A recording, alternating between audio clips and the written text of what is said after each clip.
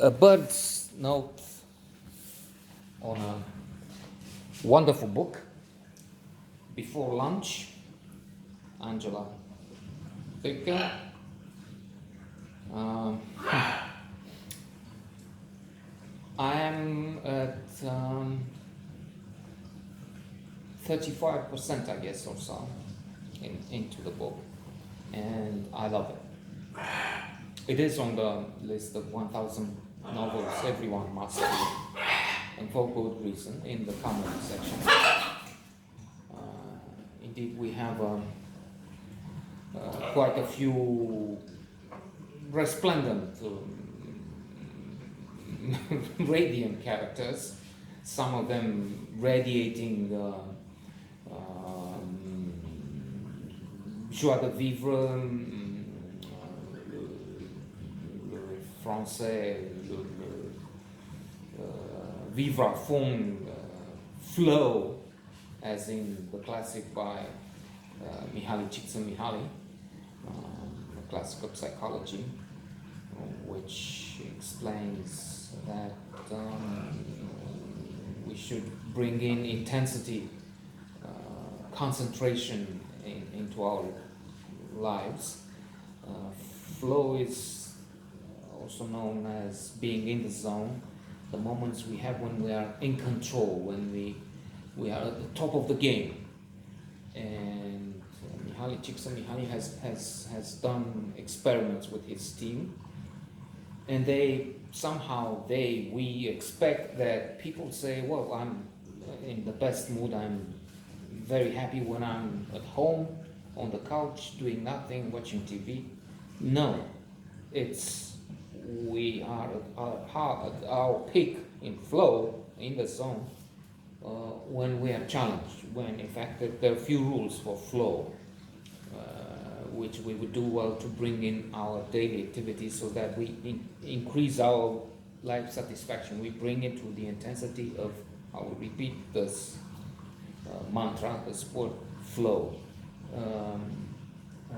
It seems that I'm making a note on flow. Let me note this. Put this down. Actually, before I forget, what was I saying? So there will be some conditions. One of them would be the activity for flow is best when challenges meet skills. In other words, the example from tennis can be given. If we play, and other sports like that, if we play with an adversary that is too good, that is, the challenge is way beyond our skills, we're not in flow. We're thrashed, we're disappointed, we're unhappy because he's too good, or she.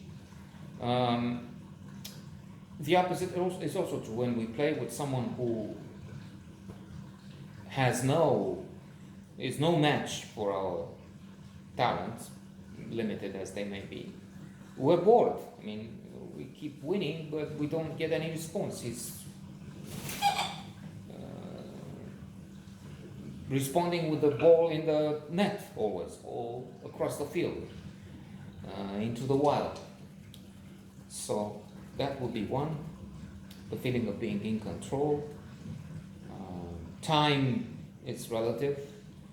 Ballerina is this example is on a stage for 1 minute, but for her, the intensity of the movements, of the pirouettes and whatever exercise is there, is so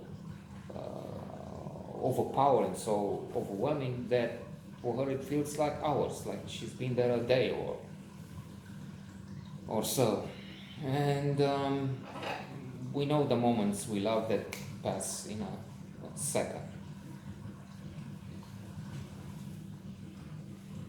Pardon. Like, for instance, returning to the book.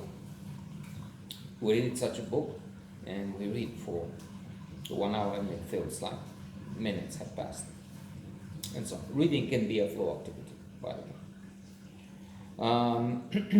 So we have Daphne. I would put her as the most charming, if challenging character. She's the one who is telling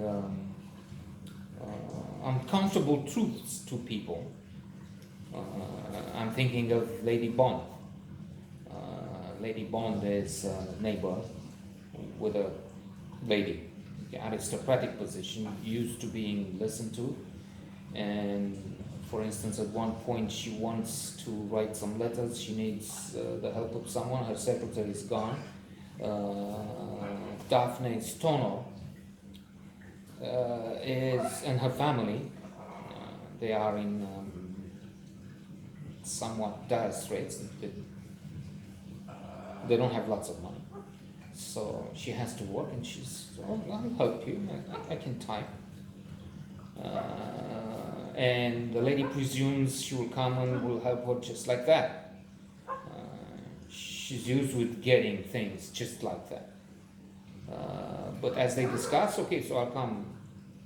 When do you want me? 11, right? And then it will be half a crown for 1 hour. And the lady thinks, well, she accepts, but we're told by the author, omniscient, so she knows what's in the mind of Lady Bond and all the other characters. But that's fine, that's perfect. They are her creation and they're wonderful.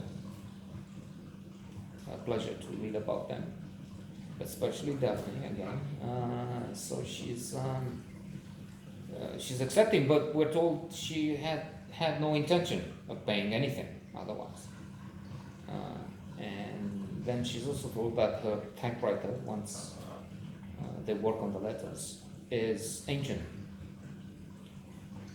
Oh, the secretary said nothing. Well, probably she didn't have the courage or something, because this imposing lady. But Daphne has, and she's challenging others too. I mean, she's telling the truth. She's not rude. Well, I mean, maybe for some of those out of the world people being brought back to earth at times or often is inconceivable. So it can be seen as rude, but she's not. She's just open, and she's telling facts which have to be told. And I'm thinking now of our world in which we have so many conspiracy theories about COVID, about being infected, about the Twin Towers, about QAnon now, about so many things.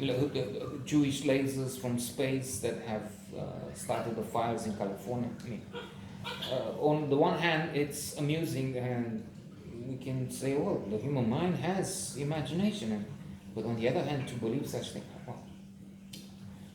well, we can also, to conclude, refer to Bill Maher, who is pointing out that religion has so many things that are expected to be taken seriously, and